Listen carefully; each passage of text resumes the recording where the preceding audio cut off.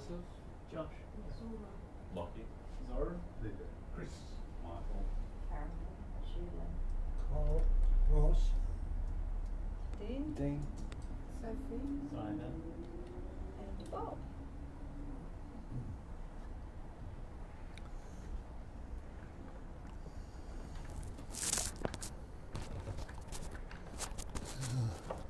I know what you're going to tell me. oh yeah, Take your ears. take your ears off.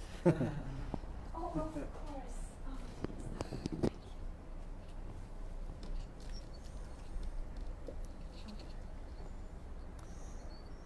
yeah, you speak, I'll finish.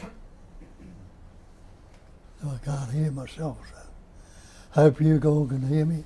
How's that? Hello. yeah, that's good. Yeah. Well,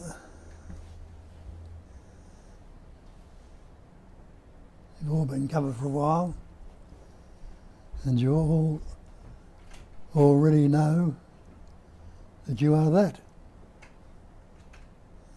one essence. It's the one life, the one God or spirit or intelligence, whatever you like to call it. It's only one. It's a sense of individuality and separation, which is the cause of all our psychological problems. Because if you are one, absolute, nothing separate from you, how can there be any problem? It's only in the sense of separation and division that problems come about. But if, as I tell you, it's one without a second, not two, that's Advaita, absolute, pure intelligence energy, existence, consciousness, being, just this, nothing else. And they say start from the fact that you already are that, because we've taken on the belief that we are these persons, these separate entities. And in the belief in that, that's the cause of all our problems. Anyone, they call it Satchitananda, being, knowing and loving to be, or existence, consciousness, bliss. Anyone who is not existing right now? No, you know you are existing. Anyone who is not conscious? You all know you are conscious or aware. Anyone who's not happy to be? Well, you'd rather be than not be, wouldn't you? So you already are that, but see, it's been obscured by all the concepts, thoughts, ideas and words that we picked up along the way that seemingly divide the indivisible and separate the inseparable. It's just a matter of recognising that I am that. And that's what all the texts will tell you. I am that. That is all there is. And don't you innately know that already?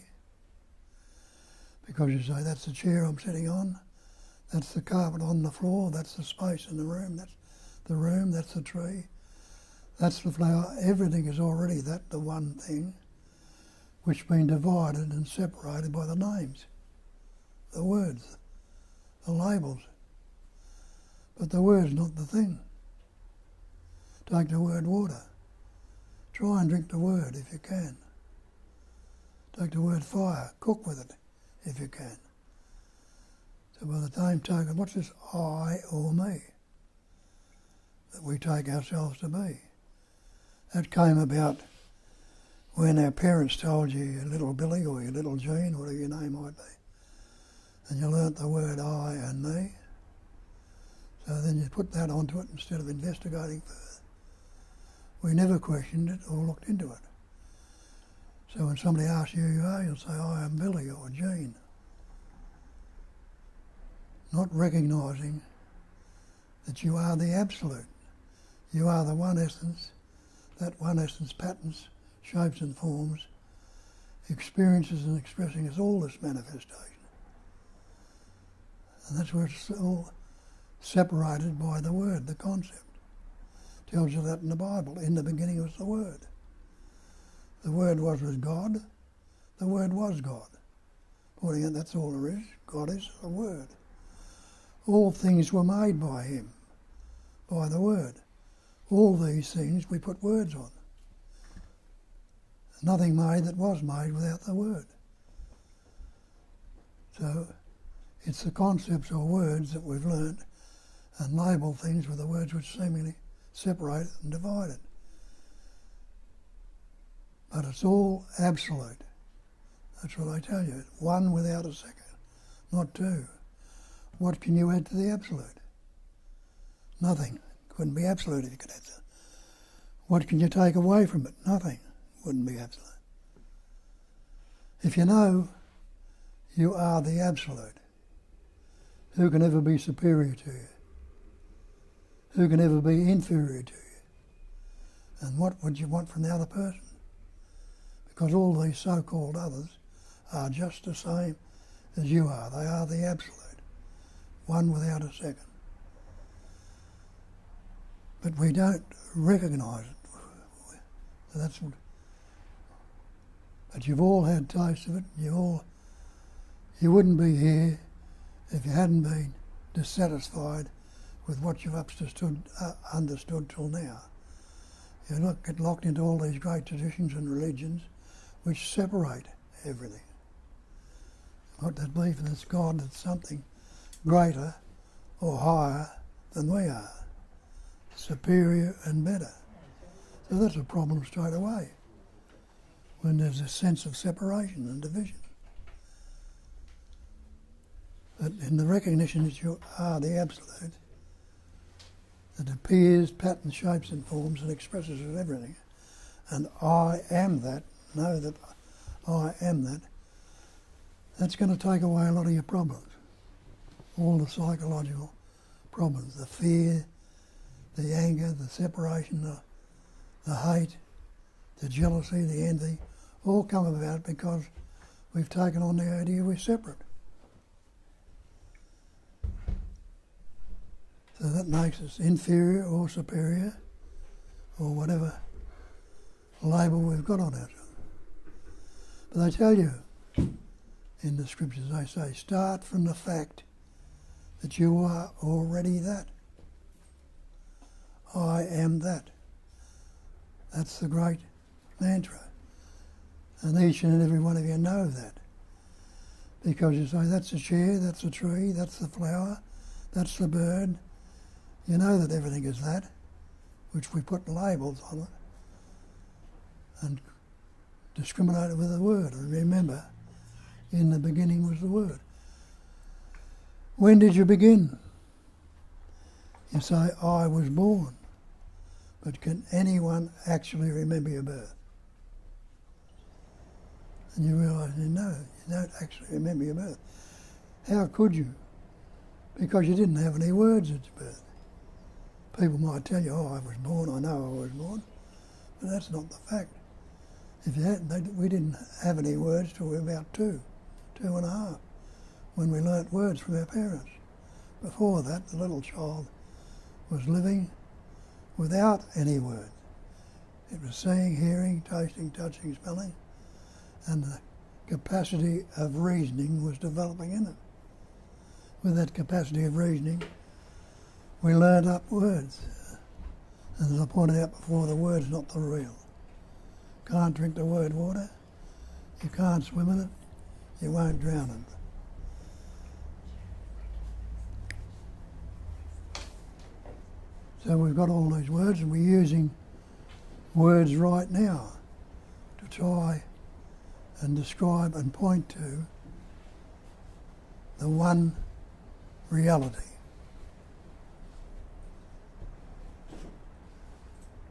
Now we've taken on this belief we are the person, the separate entity,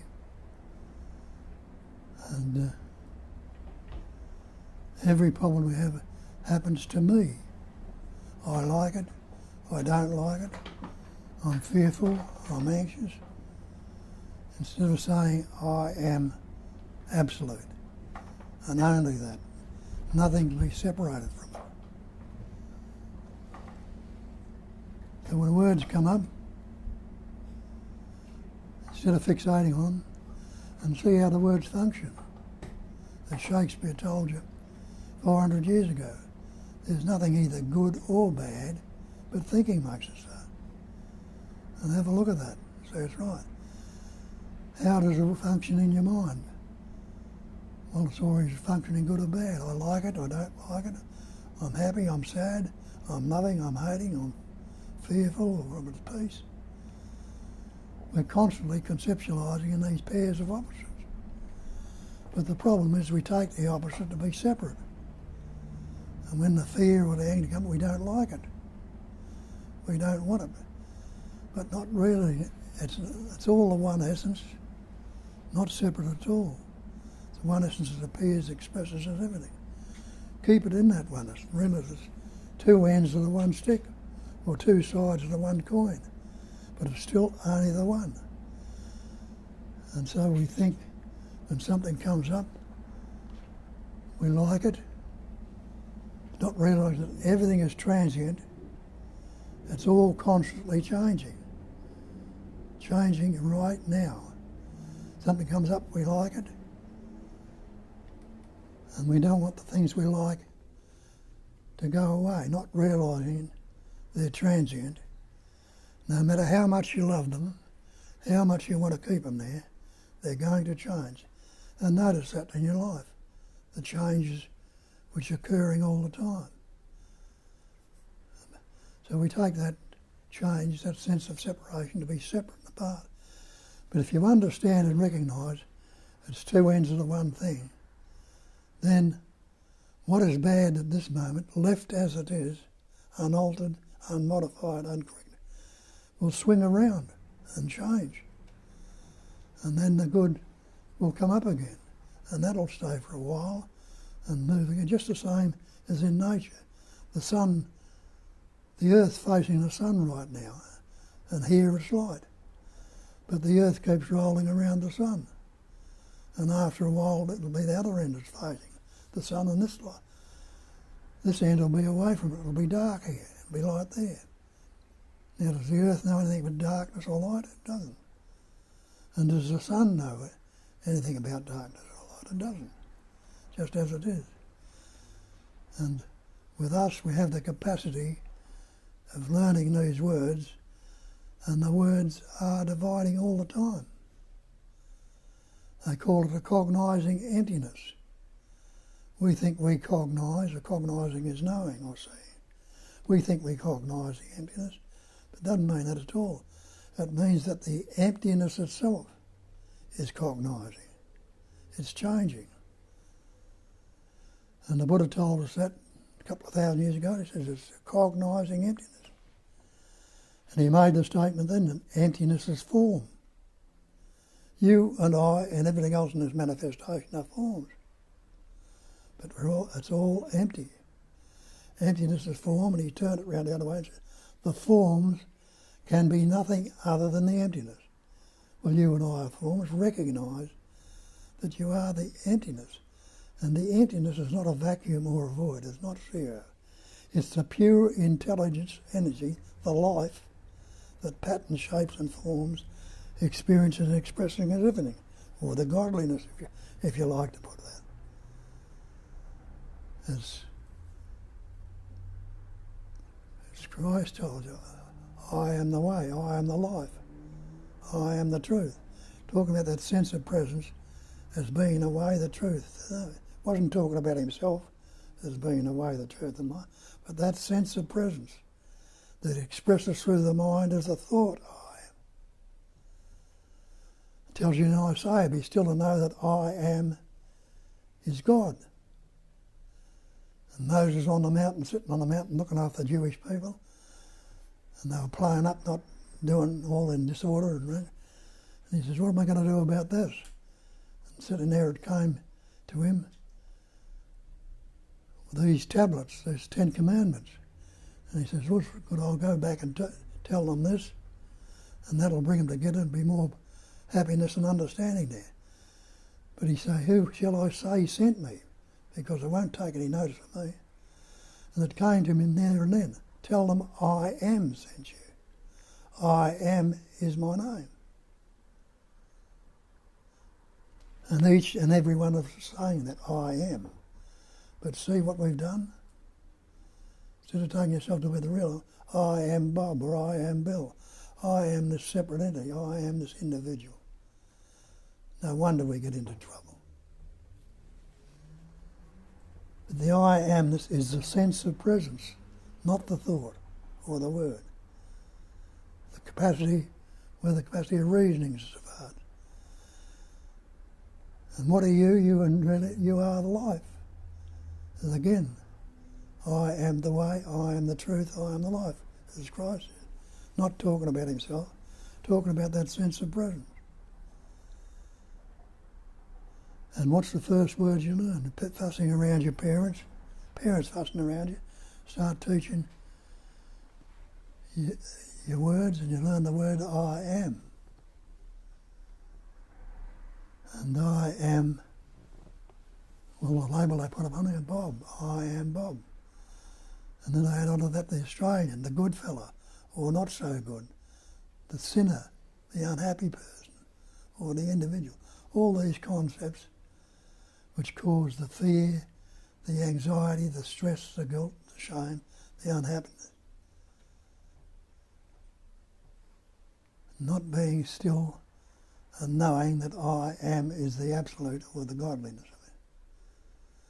But in the recognition of that comes about then the peace, what they call the peace that passes all understanding. You'll never ever get peace of mind, because it's the nature of the mind to divide. As you see, it's either good or bad, pleasant, pain, happy, sad. And that's why they call it the peace that passes all understanding. Because it's prior to the mind. It's before thought. And you are that peace. What's wrong with right now if you don't think about it? Pause the thought and have a look. You realise without a thought you can't say it's good, you can't say it's bad, you can't say it's pleasant, painful, anything at all without the thought. So it's just pure being. Anyone who is not being right now, and that's how they put it again, Sat Chit Ananda, being, knowing, loving to be. Being is not wasing, and it's not becoming. So if we try to become something, it'll never happen. But can you negate your beingness? You call yourself a human being. You believe in God, you call God the Supreme Being. Take away the word human, take away the word supreme. Try and separate your beingness without the word. You cannot negate your beingness, the knowing that you are. Well, learn to leave it as it is, unaltered, unmodified, uncorrected. Don't bring in the concepts, or I'm not good enough, or I'm fearful, they don't like me, or I'm unhappy. Beat ourselves up with a word, with a concept. It doesn't have to be that way. And where's that lead you? As the life itself. And didn't Sangha tell you? He says that there's only life. There's nobody who lives on life. Life lives on life. And out of life, more life comes. Well, you investigate that, isn't it so? Where did you come from? You realise you came from the life of your parents. That animating life essence, which you call your father, enabled in that pattern through the food he's eaten and the breath he's taken, a little microscopic particle called a sperm to form. You can't see it with your naked eye, but that sperm was suffused with intelligence, energy, life. It knew what to do. And the same in your mother, that animating life essence in your mother, enabled in that pattern another microscopic particle called an egg or an ovum to form. That ovum was suffused with intelligence. It knew what to do. It attached itself to the wall of the uterus. And the sperm, knowing what to do, swam to the ovum, put it under a microscope and see, and penetrated the ovum. And when those two came together, the mingling of those two doubled that cell and doubled that again and formed the little embryo, the little fetus, which is what you are today. What were you doing about it then? Nothing at all, but the life itself was doing it. And when you got the capacity of a couple of years of age, you could learn words, and from then on you took yourself to be the doer, not realising it's the same life that was functioning at it then and doing it, the same life that's doing it now. We believe in this life, we go to school and learn more words and take ourselves to be this, that and the other and get caught up in the words. And it's only me that can be fearful. It's only me that can be anxious. It's only me that can be depressed, guilty, shameful, remorseful, jealous or envy. Me is the cause of all my psychological suffering. And the effects of that cause relating to the me is the fear, is the anxiety, is the guilt, the shame. So we're into these things constantly because relating to this believed in me. But what's me or I? It's just another concept, a word. When the capacity of reasoning developed was when we started to learn words. For the first couple of years you had no words. The little child was seeing, hearing, it was living. It had no words, parents were looking after it. But the capacity of reasoning developed and learnt words. And it can be very useful, that capacity of reasoning. But because it vibrates in the opposite, it's self-destructive. Because it's the believed in I that tells me I'm unhappy, I'm fearful, I'm anxious. Me is the cause of all that psychological suffering. And the anxiety, the fear, the guilt, and remorse are the effects of that cause. Cause and effect. Isn't that what they call karma? Cause and effect. Talk about my karma, this, my karma, that. But what happens if I look into this and see that the me, the cause, is a fiction? It's just a conceptual image. And I ask a simple question. Can there be an effect if you're not relating to a cause? Well, you don't have to be a Rhodes Scholar to work that out. If you're not relating to an effect, what are you? You're just what is the absolute, the one essence that's patterning, shaping, forming, experiencing, expressing. So there's the cause of all your problems, and there's the way out. It's up to each and every one of us to see for themselves. Am I this body? Am I this mind? I believed it for years I was this body, this person. But when I investigated, what's this body made up of? Call it my body. Just to say my house, my car, my coat. Are you the coat? You're not in a coat, you know that. Are you a car? You're not your car. Are you the house? No. Well, maybe you're not the body either if you look along those lines. And when you look into it, you'll see you're not the body. What's this body made up of? Made of elements, air, earth, fire, water, space.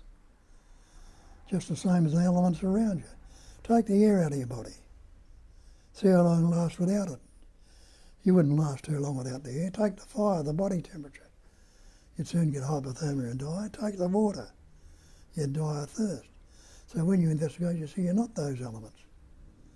And all those elements can be broken down into subatomic particles, into pure energy.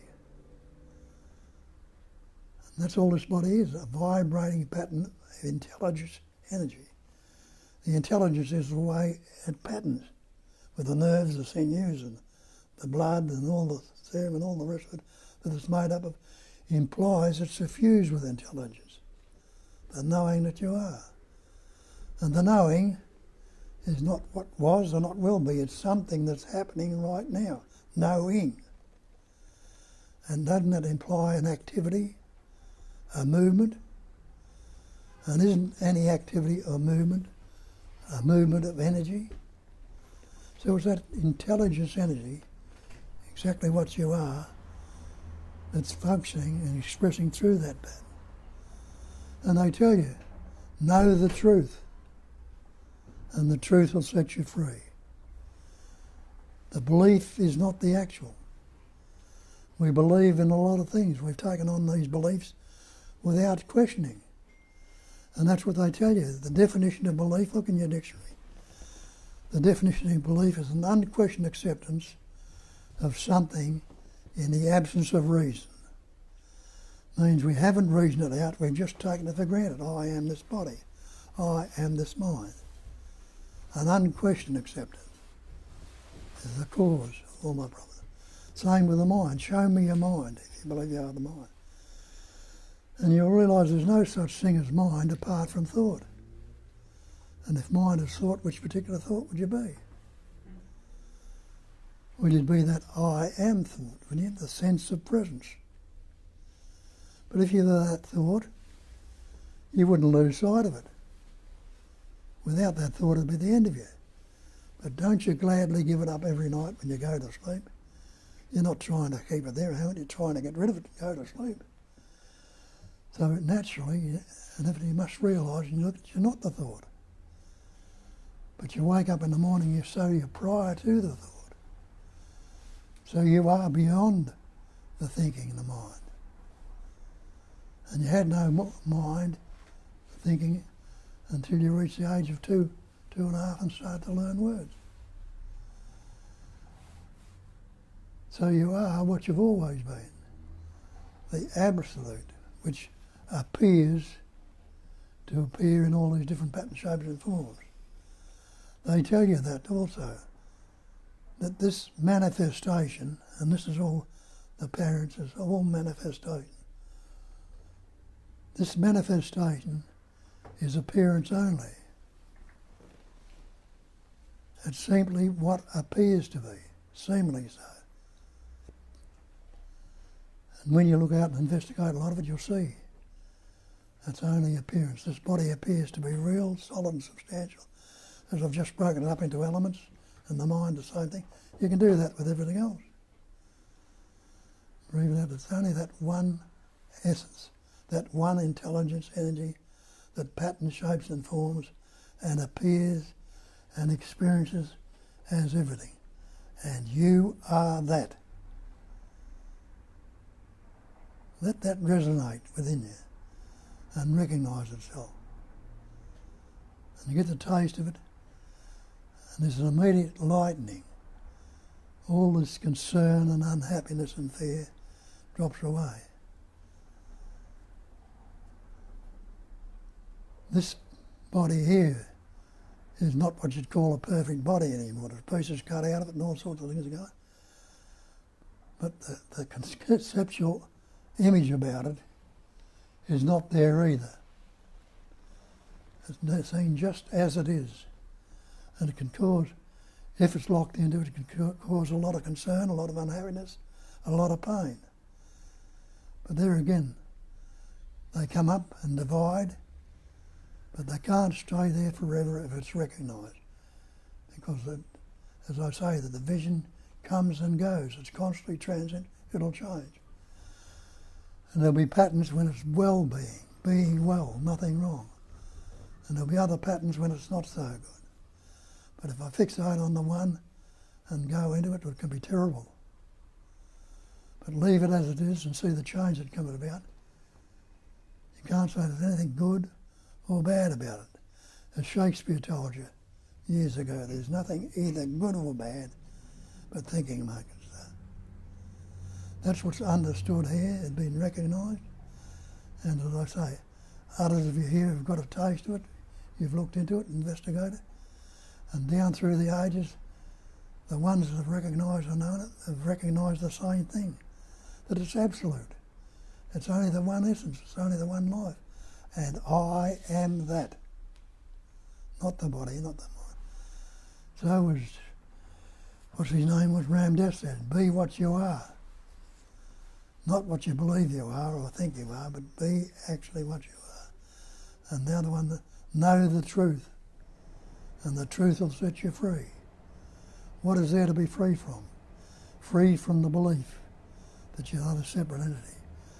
And look at that word belief. Look into your dictionary. Take the definition of it. The definition of belief is an unquestioned acceptance of something in the absence of reason.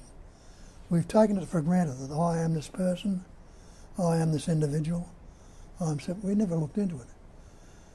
But when you look into it and investigate, you see it couldn't possibly be the person. The person comes from the ancient Latin, persona, a mask, another word, another label we put on absolute. As I say, when you recognise the absolute, nothing can be added to it, nothing can be taken away, or as they put it in Buddhism, the great perfection is the same as the absolute. You can't add anything to the perfect, you can't take anything away from it. And the great perfection is non-conceptual awareness. There it is. Drop your concepts, your beliefs, and just sit in that awareness. Sit, stand, walk, do what you like, in the awareness. Anybody unaware right now? You say, of course not. I'm not unaware. You know it immediately. But then we put all sorts of labels on. Well, just be what you are and recognise it and see for yourself. And that reveals everything that you need to know and leave it come about as it does. And the living becomes easy. There's what was it, that song called Porgy and Bess? Summertime and the living is easy. And it is. Easy doesn't. Be at ease. Anyway, that's enough from me. So Cat will take over from there. And you can all have a say. So get into it. Yes, so welcome everyone and welcome people who are with us online. We have a nice one beautiful comment from Gilbert here. And he says, one consciousness, one whole, never divided by time or space. You are conscious. That is that. No doubt in that. Nothing to add or take away. Leave it as it is. Simple. And we have British Julia. Oh no, that's our American Julia. Lots of people seem to think they are a soul without a belief in thought. Can you find a soul? I love Bob's quote. I have 3 souls. The soles on each of my feet and my asshole. And Yelena says perfect, and a lot of laughter. And we have good morning messages, but we just focus on the content and good morning again. So anyone would like to start us on sharing, asking questions, or? And what Gilbert said is time and space. That's, can you see? Look into that too. You see, what time is there if you don't think about it? Is there a past if you don't think about it? Mm. And space, can anything at all, can you postulate or think of anything outside of space? What would it be in? So you, me, and everything else, the space in this room, we are the content of space.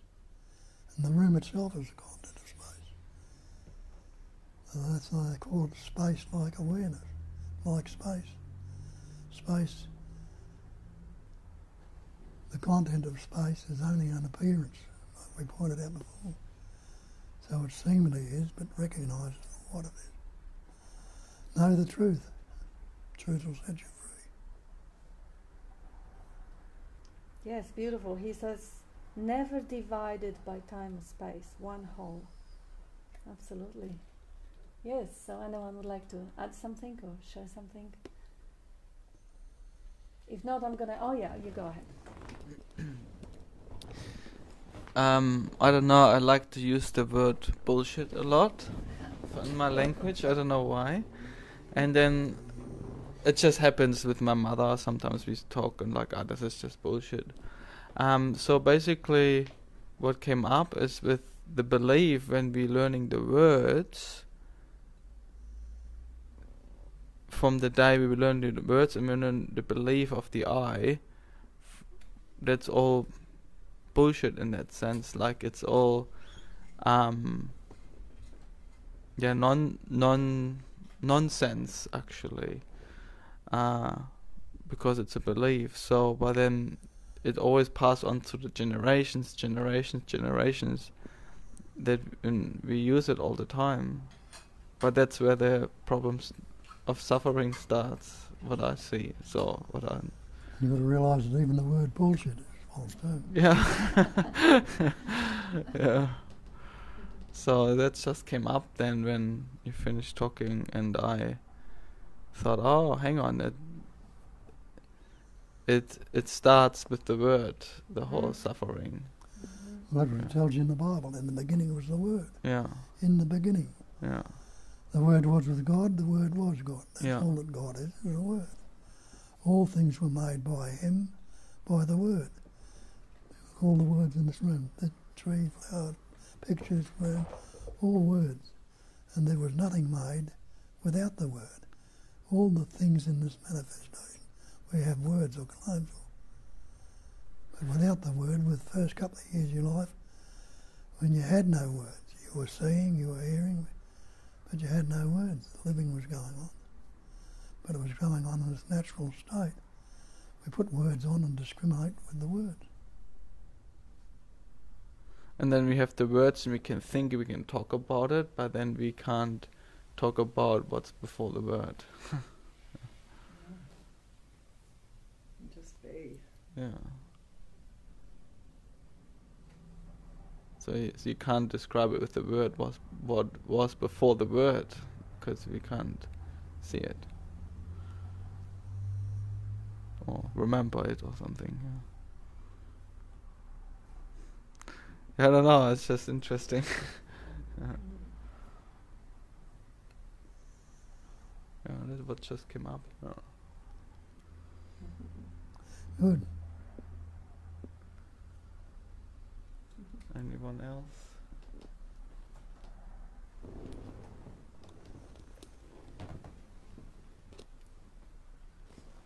Thank you. I was driving down Cotham Road this morning, and last night marked the end of a lot of work that had gone on, and it kind of relate to what Kat was saying this morning, where she's produced these wonderful cards of pointers. It was something like that, but it was in memorial for my brother who died in March. And so I put together these folders of A4 folders of 40 photographs, and made a video and a slideshow presentation. And all of this took place over a certain amount of time, and finally came together last night, and it was supported by his close friends, and it was just a wonderful occasion. And it was the end of a lot of sort of trial and tribulation that's gone on over the past few months. And this morning, driving up Cotham Road, there was this great clarity. It's probably to do with Mother's Day. There was just a lot of peace and silence around. And this clarity was very much like experiencing the great space that everything takes place in. And the senses were really sharp. You could feel the dew in the air. You could feel the silence, but the sounds were coming out of. Was very, very crisp. And you're driving down a road that you've driven down 100 times on the way to Bob's, and it's different. You're suddenly seeing things that you've passed by and never noticed them. And it was just really lovely experience. Why isn't it like this all the time? Well, it is, but It is. some identification gets in the way. That'll come up more and more frequently. You get the taste of it and recognise it. Beautiful. Yeah, thank you, Bob.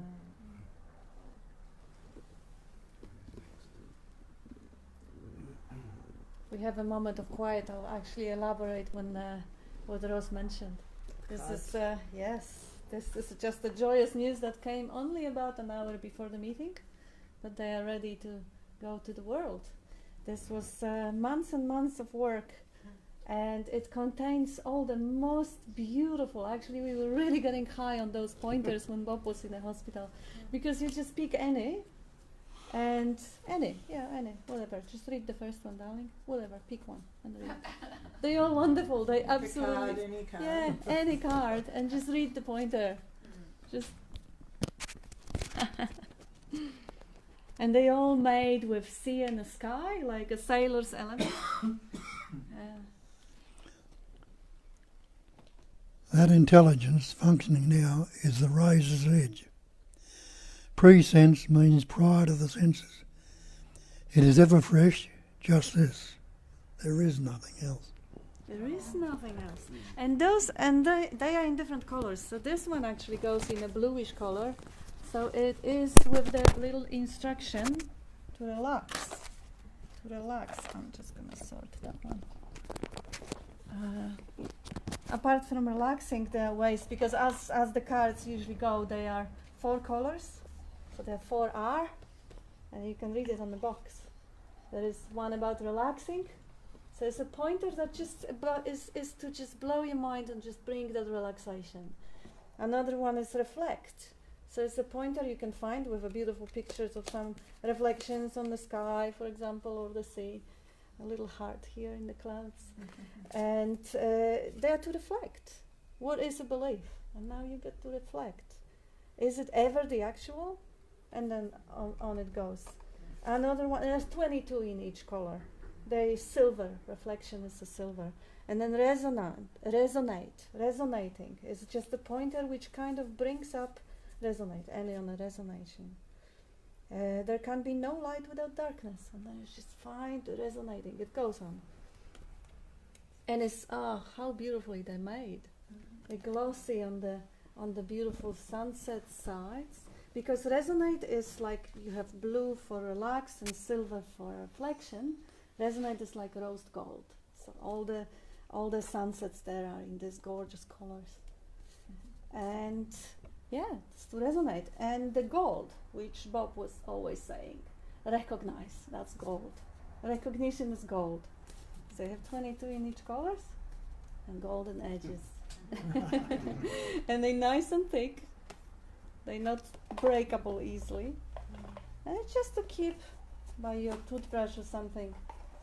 And pick one and just see what it says. We were literally reading a couple of a day or 2 or 3, and I was just saying, isn't that husband of mine absolutely brilliant to come up with this beautiful pearls, like really complete. Every single one is just absolutely gorgeous. So that is. Thank you, Kat. Yeah, they're really good. Thank you. They actually just an hour ago they came live on Amazon, and they will be available for just clicking. There won't be any profit because I want them to be available. So I want them to be as cheap as they could possibly be, because that joy. That joy, that happiness that they will bring, it actually has ripple effect on everyone. I mean, if one person within the group carries that light and that joy and that happiness and that lightness of being, well, that's the prize enough. And we have few there on the table. And if we're lucky, Sophie's gonna get few to Europe. So. And that will be wonderful, because unfortunately we went over the budget and we could not set Amazon account in many countries. It's just too expensive. So yeah, we'll see how we go from there. If we run out of words, we'll just pick one. So, but I invite you to bring up your pointers, your favorite quotes or anything that we could talk on. But at least we'll not have to bear with that kind of anxious sense of silence that, oh, nobody wants to speak, let's go home and watch the TV, as Bob used to do on the meetings sometimes when people just did not want to participate. So let's participate.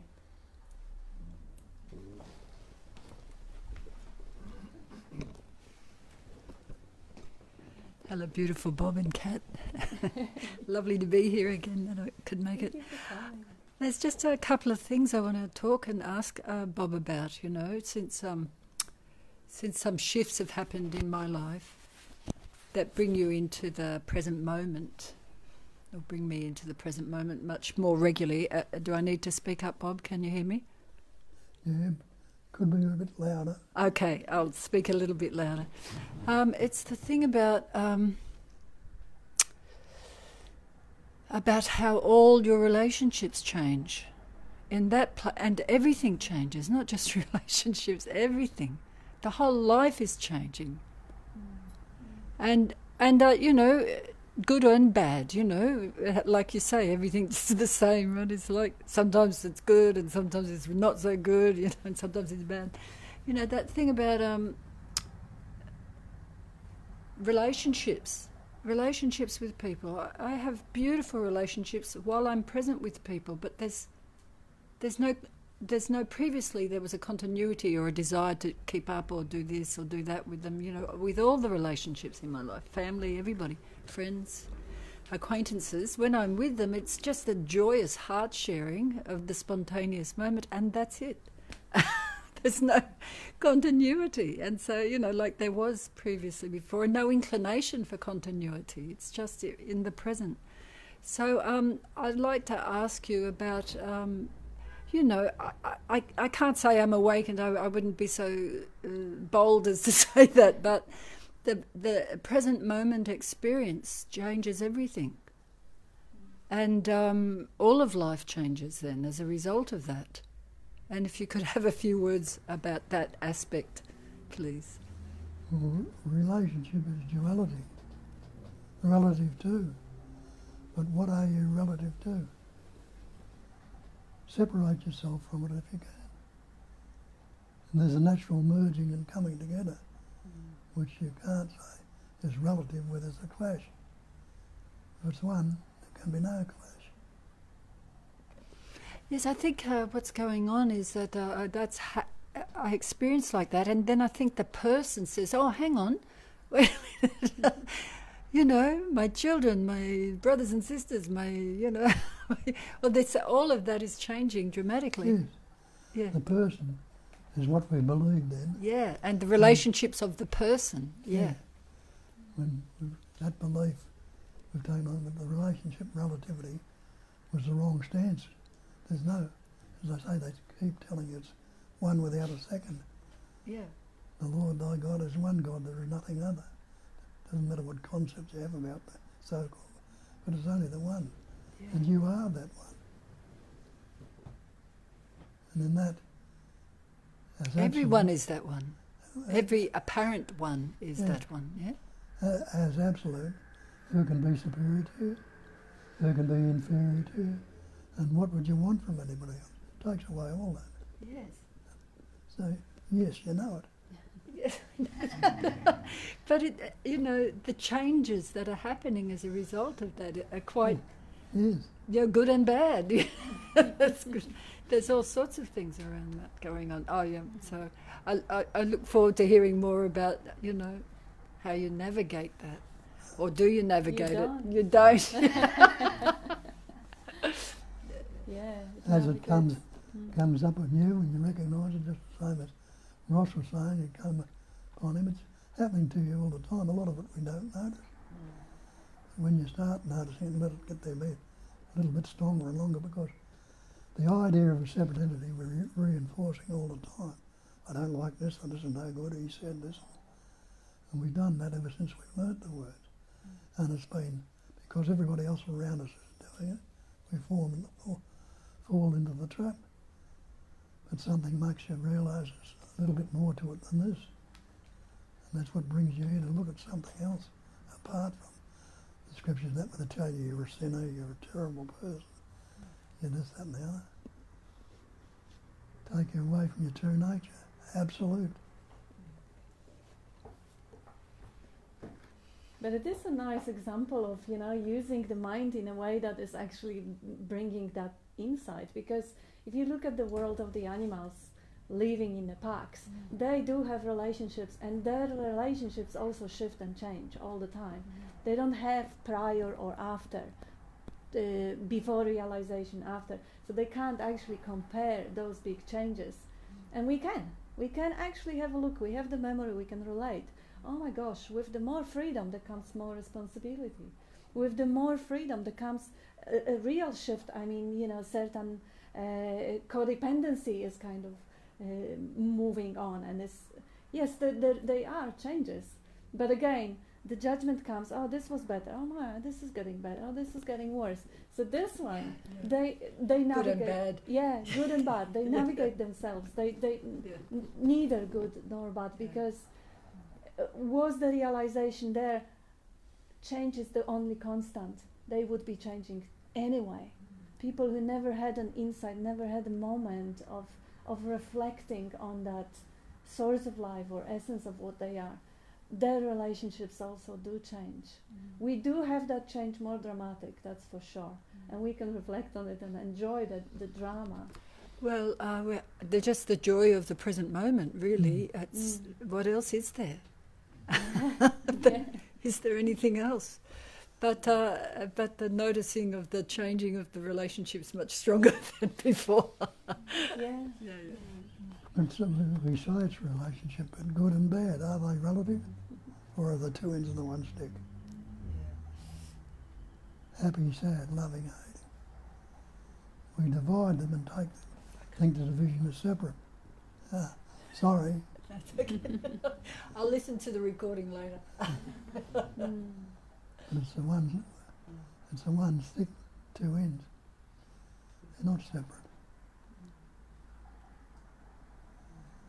As Shakespeare told you, there's nothing either good or bad, but thinking makes it so. It's the way we think about things. And as we said, there is nothing that can be done because there is no doer. So there is no navigating it around because there is no navigator. And on the same token, we have a brilliant comment from Gilbert regarding the cards. Nothing you can do yet. You gotta know when to fold them, know when to hold them, know when to walk away, and know when to run. And of course, that is being navigated by intelligence of life. So whichever way that holding, folding, and running away works, it is that inherently present program of always taking the best possible decision with the circumstances that are surrounding and with the knowledge and conditioning.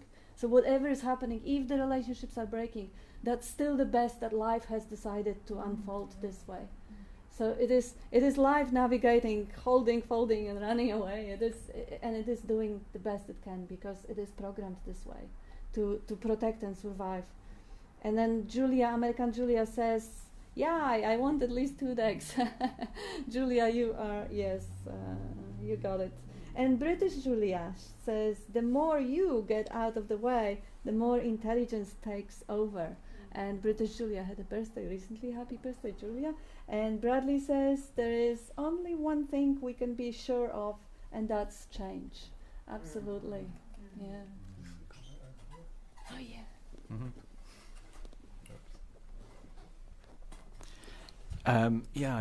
I wanted to reflect on what you were saying actually, and also what was coming up with me is I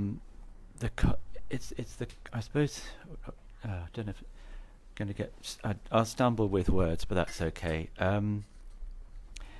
About presence and the reality that we perceive is coming out of the space or out of in a way nothing or no thing, and what we see or what we perceive other people is extraordinary. It's just amazing. I mean, or you here, all these people and this room and the world outside is just fucking amazing. It's just incredible. It really is extraordinary. And so I just sort of pondering on out of nothing comes all this, and we get lost in this, which, well, why wouldn't we get lost in this? Because it's so extraordinary and so amazing. And so that's the sort of the dilemma. And when realized people talk about, where we are nothing, we think, my mind goes, nothing, that's just, there's nothing there, it's like, how could, this is much more interesting out there than nothing. But it's the, that's, again, it's just my mind sort of playing tricks, because I know in a bad, when I'm in a kind of a low mood, the world is dull, and everyone annoys me, or I'm annoying, it's that sort of thing. But like you were saying, when you are present, when you are fully present, there's an intensity there, an incredible intensity, where everything is so bright and vivid, and everyone looks incredible. I'm an artist, by the way, so I'm very aware of colours and shapes and forms and textures and all this sort of thing. But when you have that intensity, there are qualities that are there, which you can't see, but you can feel, you can almost see them. It's like there's a goldenness. I've had moments where like the air is gold, but I can't see it, I can feel it, and you think, my God, this is so extraordinary. And it's like you kind of want to write poetry forever. And so I'm having glimpses of the sort of the bliss, in a sense, but it's just touching on that kind of relationship between the form, what we see, and the no thing. So that's sort of, it's just like a kind of an exploration, I suppose. Yeah. Thank you. Beautiful. And Bradley says, the traumatized says, my life will never be the same again. The believed in thought story called me is the trauma trance that fears change.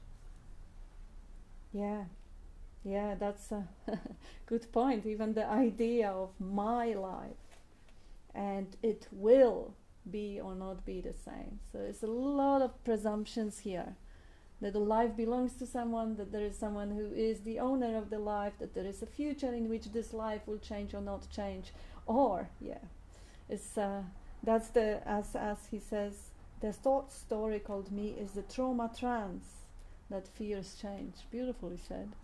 And you were saying before, what were the two pointers you love the most? And for me is what's wrong with right now if I don't think about it. And the other one is when there's conflict or apparent conflict arising, who's it happening to? Who is it happening to? They're my two favourite pointers. Just thought I'd share that. Yeah, that's beautiful. Thank you. Yeah, they really good self-discipline when they arise and assist in any point in life. Bob sometimes says different things actually shift different people in different ways. Sometimes that discipline, that love for the truth arises in the form of a pointer that just knock the door and say, hey, or don't go there, like obviously there's no one who is going anywhere, but the pointer creates that pause, like what's wrong with right now, it creates that little pause. So they beautiful gifts to actually have a favorite, or to have a couple of favorites, so to have something that adds to a drama of life, or to even pick one and put in the front pocket and walk around for a day. And when that discipline is needed, you can just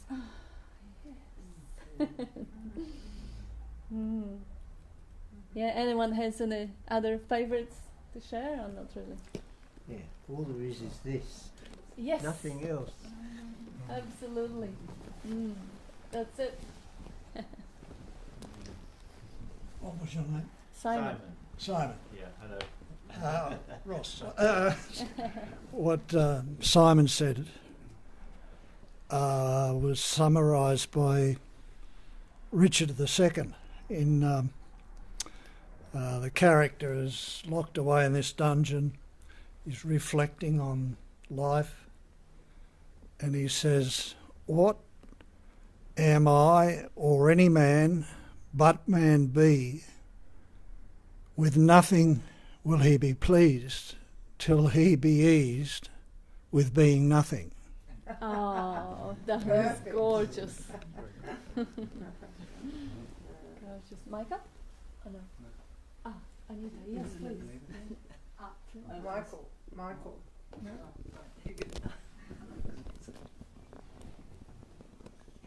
And also with what Simon says,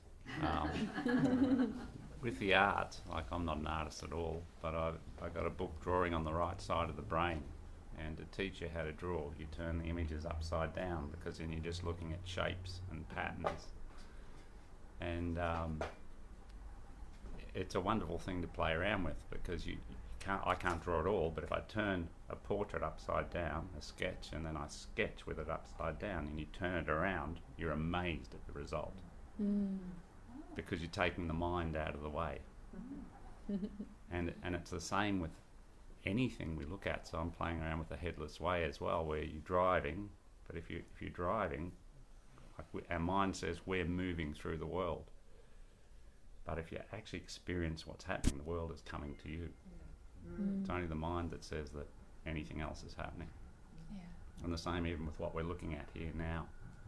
It's just shapes, colours, patterns. You have to put distance in, you have to use thought. That's so true. That's what Douglas Harding said when he's driving down from Queensland. He says, I swallowed Australia. But this is what Nisargadatta was saying, that he swallowed the world. Yeah. And it is, of course, it's just a metaphor that is intending to stop the mind, because there is no he in the world. The world and the he is one, so there isn't anyone swallowing anything.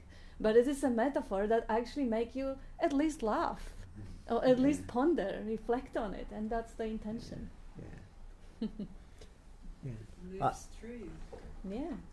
I'd never sort of thought about a pointer as stopping the mind, but when I said all there is this, of course it stops the mind. I mean, there is nothing.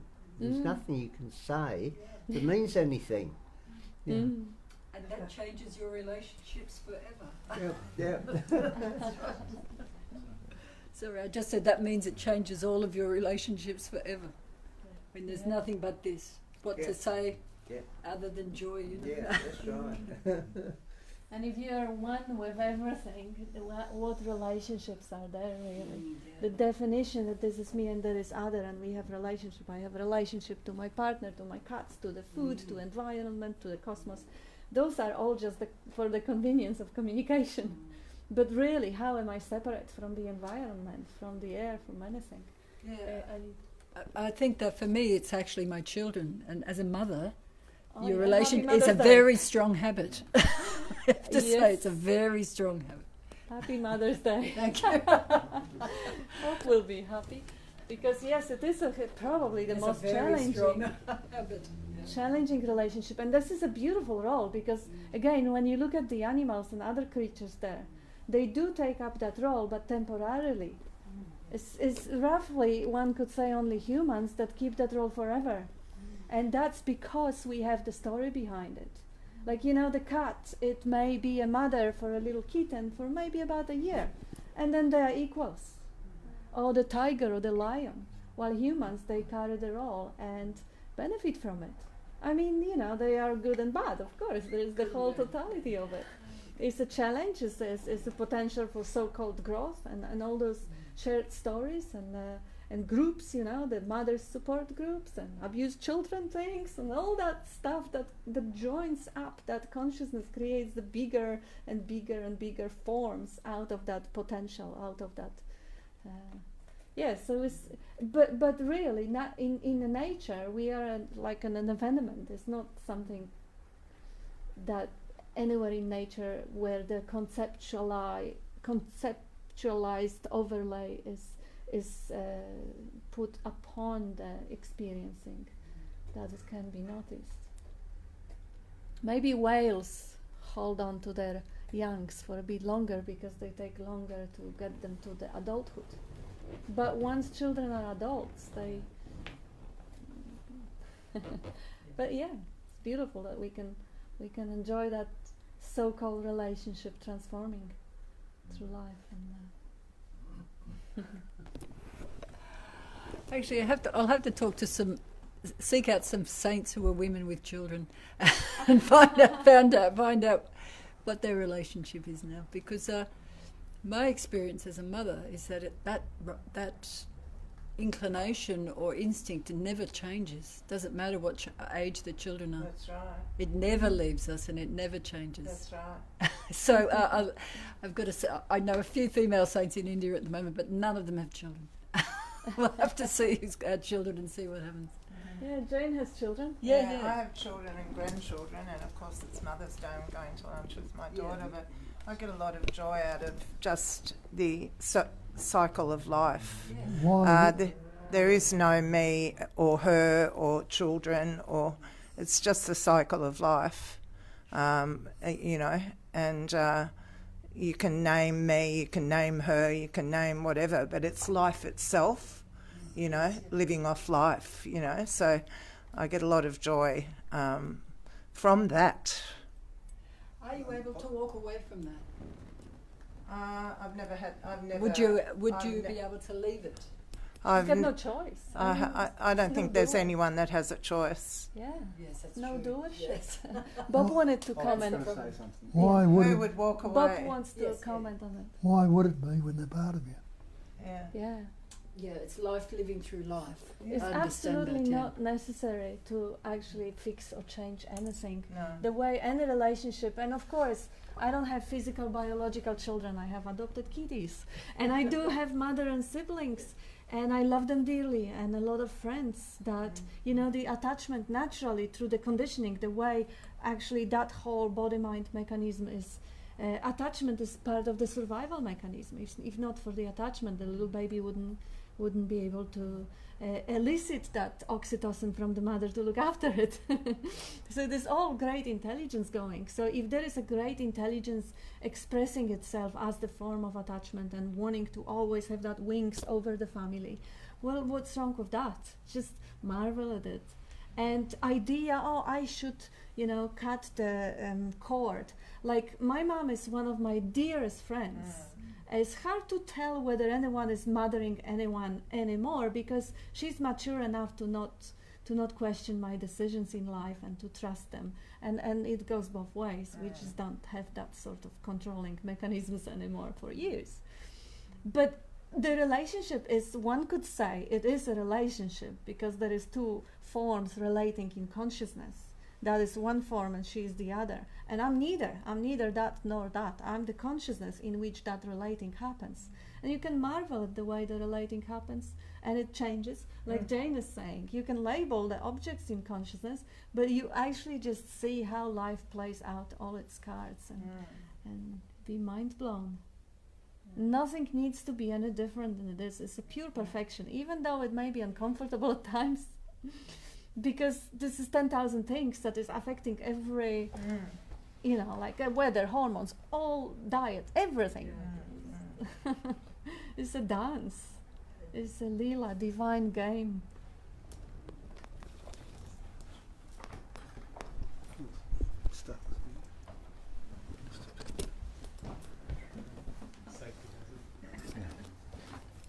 Is it truly true that you are a mother all the time? You know, it's not really, is it? You The know, inclination is there. The Yeah. inclination of the mother is for but everything. isn't your mind changing? Mind changes all the time, doesn't it? No. Every 6 Not seconds or very so. It must. Yeah, it must. When you But the don't think. attachment- You're not thinking. Well, When you don't I think. can really identify with that because I'm, Yeah. you know, have a daughter and a son. Yes. But I'm not always thinking about them. Oh, no. In fact, in those moments, you know, well, but I am always conscious in the background, always. Yes. But you know, no matter what. And when you die, you know, another question, isn't it? And the body moves on. My favourite pointer, I suppose, is at the moment is surrender. Surrender and giving up doership. I think is really important. But, what can I say about that? Nothing. Because in giving up doership, there is no objective world left, really. Or ultimately we just see through into the emptiness of everything, totally, don't we? And that's going to be the solution to all my relationships as well. As I find it difficult, I just remember, okay, I'll surrender to this and let everything that's occurring within the vast space of awareness, if you like, be just as it is.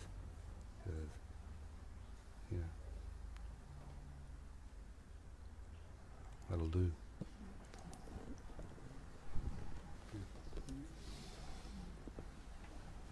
I want to share my favorite pointer, and my favorite pointer is where was I born, which for me is the same as when were you born. Beautiful. Where was I born, which is the same as when was I born. Were you ever born? Yeah, we have a couple of comments from online community.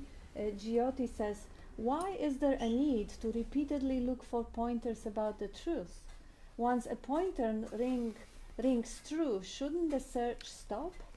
If I am that, then why don't I get it? Well. Yeah, it seems like every seeming individual digests those pointers or clears up that confusion in very individualized way. Sometimes the pointer rings through, and that cuts off all the search, and you never put this YouTube again, and you never come to our group, and you never need another book. And sometimes it is just that sort of a slow sort of peeling of an onion, like Jane often says, truth eating away the lies. So sometimes the pointer dispels some fragment of the illusion, and there is a little bit more freedom. And then another pointer dispels a little bit more of the illusion, and again it's more freedom. It doesn't happen every time that it's just like a thunderstorm smashing completely all the conceptualizing, all self-referencing. Like it was in Bob's case and in my case, just the self-referencing. The thinking doesn't stop, it goes on. It's a process that is there. It's just referring it, relating it to the imagined self, which did actually end the search for me. Although I had an absolute delight putting all those gorgeous, beautiful pointers. Delight, not because they would give me something, but that because it is a gift of the consciousness to consciousness in its reflections elsewhere. So yeah, also Giotti, the form of a question why is a kind of a dangerous form because it invites the story and justification. Why is it happening like this? Why? I don't get it. Is it something wrong with me? No, it is not. And you are that regardless of the overlay of concepts, regardless of what the pointers do or not. It's just, trust life. Trust those moments when you put your heart with what is, rather than, like Simon was saying, writing a poetry about the color of the air or smell of the shape or just the shade of a form, which is happening presently, the sensory world. Really putting your heart with what is rather than with what isn't. And what isn't is the story of why. What isn't is the story of past and future, bigger picture, me. My relations. See, this is, I love what Peter was pointing out, are you the mother all the time? Well, yes, but of course when you think about it. But when you don't, you're not. Are you even a woman? Are you even a form? No. No, we are. I could say, oh yeah, I have the most wonderful partner in my life, and of course that's my primary role.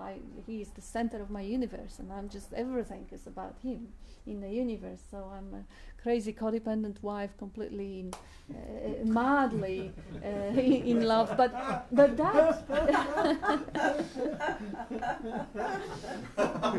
that's not true. That's not true. That's only in the moment of describing it. The thought of having a role of one or the other doesn't even come near me, ever. Not ever. It just doesn't. When I talk to someone else, I say, yes, he's my husband. But that's only when the idea of that sort of a relating comes in. It is only there, every costume, every role, every identity, when the image is there, when the mental image is there. When it is not there, it's just what's happening and how it unfolds. And Tanya says, oh no, there is Bradley as well. Regarding the concept of relating, I notice it's been mighty lonesome in a saddle since my horse died. Wow, that's poetic. Yeah, it would be. Yeah, Bob was not the most joyous in the world, where his first wife, partner of 42 years, died, and he's been by himself. It was pretty. I mean, if you even if you look at the animals, when you have a couple of cats, a couple of dogs, and one of them pass away, or you have a dog and the so-called master or owner goes away, the whole constitution of that mechanism, of that body-mind mechanism, gets a little bit shaken, because all the automatic functioning goes, and the narrative and the behavior goes around it. So. Very sorry, Bradley, that you going through it. Well, that's part of life. I mean, who hasn't lost anyone, a parent, a friend, a partner?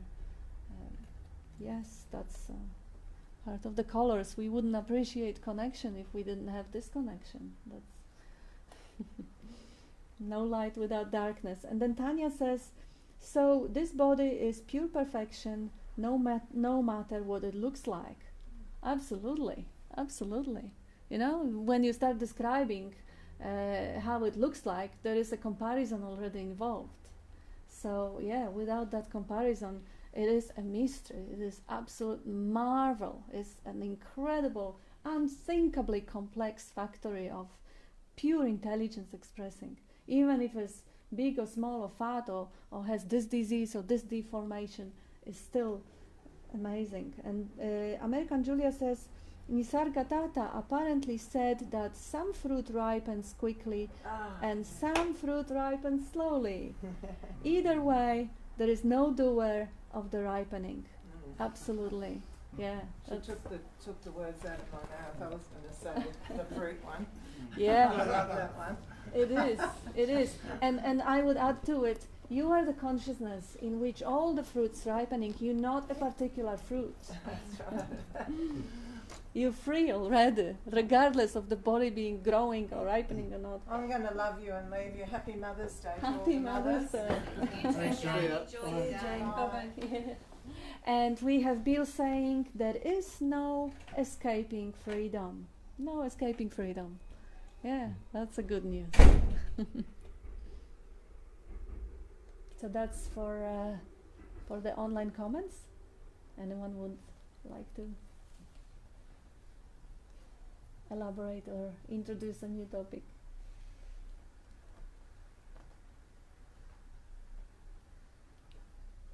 Zoran, please.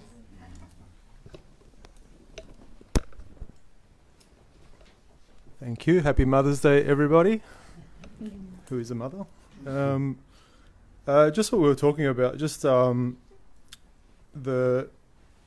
experiential sort of changes in the descent, like the journey back home, where things become more vivid, relationships change, like things become lighter and brighter and a little bit easier, because there's less holding, there's just an allowing and stuff. But something that's that has been recurring for me is being aware of when there is an opening of sorts, if you can say, a deepening, being aware of the mind, not getting caught up in the experience too much, because things always do seem better, and the show seems more amazing and more loving and all that sort of stuff. But I think that's, for me anyway, that sort of seems like the time to just knuckle down a bit more, because if there is that opening there, like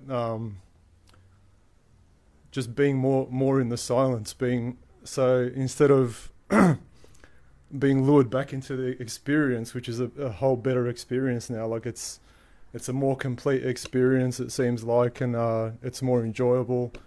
But just trying to hold firm, I think, and not concluding anything too much, and just staying in that silence even more in that at that point, I think has been important for me, because I've tended to just go off with the mind again, and like, wow, like this is amazing, and the mind is everything seems the mind seems to be empowered by this that's happening, the unfolding that's going on, and the mind just gets a boost of energy, and and it's like, whoa, like, but I found in those times over here that that's the best time to just double down and just stay in that silence, go deeper. How deep does this go? Like, investigate, like how much more, what more is there in this direction? And then eventually, like it does pay. It does seem like it pays off, because this becomes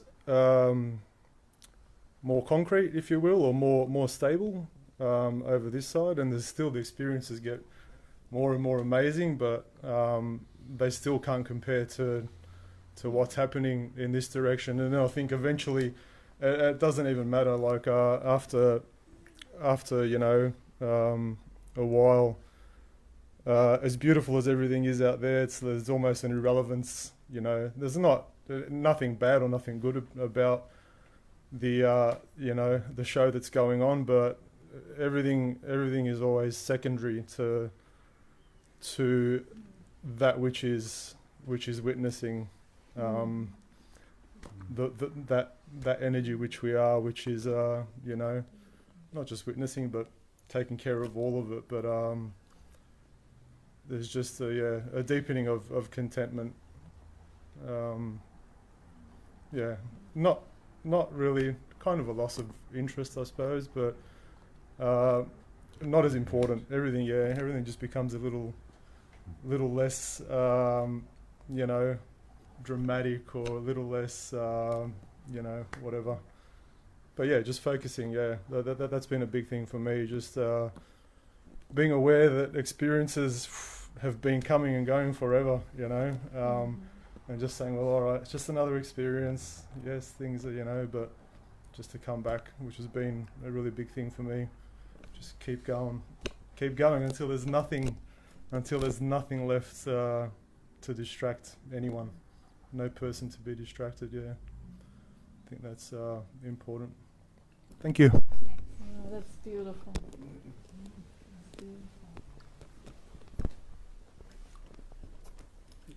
If you don't do that, what you just described, you just become like an experience junkie, or a bliss junkie, where you're just chasing the next like high or whatever that is, and it's not. All these experiences of the change, and you get all this clarity, and you think, oh, that's it. It's not it. It's just another experience on the screen of what you're saying. I was just thinking of pointers, and like Bob's got a few rippers that you've accumulated over the years, but sometimes I find like the pointer is not a word, or like it could even be an action or a movement, or the way you're observing something. It's just an absolute pointer, like in simplicity. And I've seen that many times with Bob. When we go for lunch and I watch him eat, it's the best thing ever. That's a pointer in itself. No, but it's other things. You know, it's like the silence sometimes, or just, you know, pointer can be anything. If you're open, every moment is a pointer in itself. Absolutely. Until it's not. Until every moment is just a display of the one show, patterning, shaping, and forming in infinite ways, and then relationships end in a sense, because it's all one, and it's totally, and you're not doing. And there's no person as such doing it, so the interactions and relations, and that's the play and vibrating, I guess, and that's the form it appears in, and yeah. I think Ramana also speaks about like that ripening in a different way, where he talks about hot coals and some, you know, he explains that ripening thing in a different way, where some people need to hear pointers hundreds of times, you know, or for over periods of time with a lot of practice and meditations, and other people can go bang, and there's infinite combinations and permutations, and we have no idea how any of this really works in any way, but something feels right about hanging out here on a Sunday with Bob and the gang, and here we are. And thank you. And a question for Kat. Did you do the photos? Did you the cards? The cards. Did I do the photos? Of Yes. the cards? The photography on your cards. Oh yeah. Absolutely. Yes, there won't be any copyright claims Oh, from anyone. No. Yes, that was important. I wouldn't want that to go I off the market. I really wanted to share that your photography was really good on the cards as well. Thank you. Some of those beach pictures we were actually taking, and there are actually 4 cards which, instead of having words of pointer, they have either just a full stop and a fragment of Bob on the beach. Because full stop is good enough of a pointer, or the silent one, or just the blank. Most of them, there are words on them, but yes, some of the beach pictures were our walks together, and they were more recent. Others were the sunsets, the sunrises, the moonrises, the dolphins, everything that connected with the sea and the sky, from the sailor's life, being on the oceans around the world, everywhere. Some of them are even done, which is a great pointer to ocean from the sky, from the airplane. Just sea and the sky, it's just a pointer by itself. And yeah, thank you for asking. Yes, the pictures are all ours. Just wanted to say that in the Ribhu Gita, they talk about all things being emanating from the space of, consciousness, or whatever we call it, the great space, including all food eaten. So, that's it. Everything we're eating, everything we're saying, every question, every answer, every point of view, this is all part of the play. So this is all we need to become aware of. It's all that, really, at the end of the day, isn't it? So there's no answer to any of these questions that we pose, except that it is that, in essence, not in form, not in the content of the question, is it? So, thank you. Cole?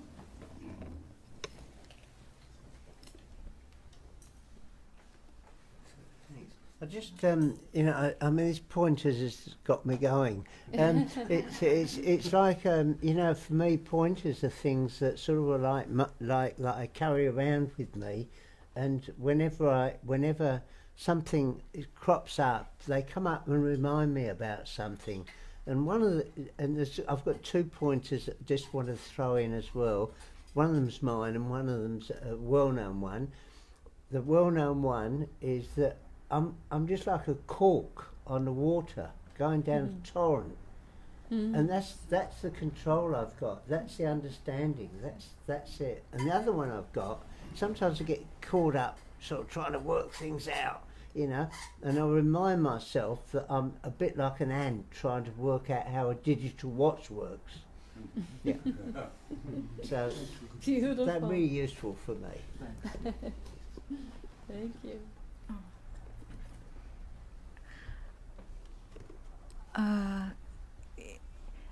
Hello. Just sitting here. What arose was the extraordinariness and the gratitude of being here being with everyone today, and this feeling of like just coming in from another place and time on an illusionary level, and being able just to sit and share in the heart here, and it's really it's just it's beyond words, but it's just so it's so beautiful to be here.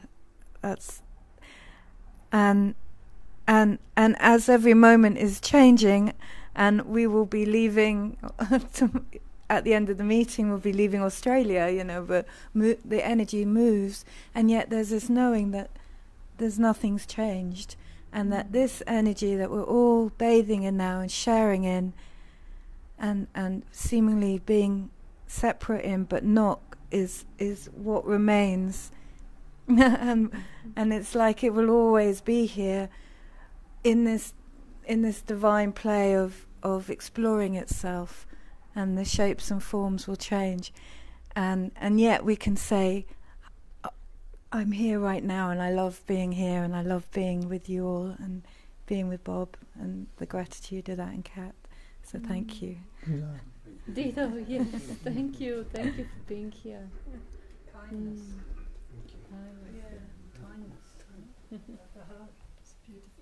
Yes, and wonderful to have you here. Sophie sometimes used to come to our Zoom meetings because she's from Europe, from Portugal, so evening hours. And if there is anyone from Europe who watches us Tuesdays and Thursdays in Europe, and Americans Monday, which is Sunday afternoon, please join us on Zoom. And yes, it's just wonderful to have you here, like physically, kind of more physically than on the screen, a picture of the screen. It's beautiful.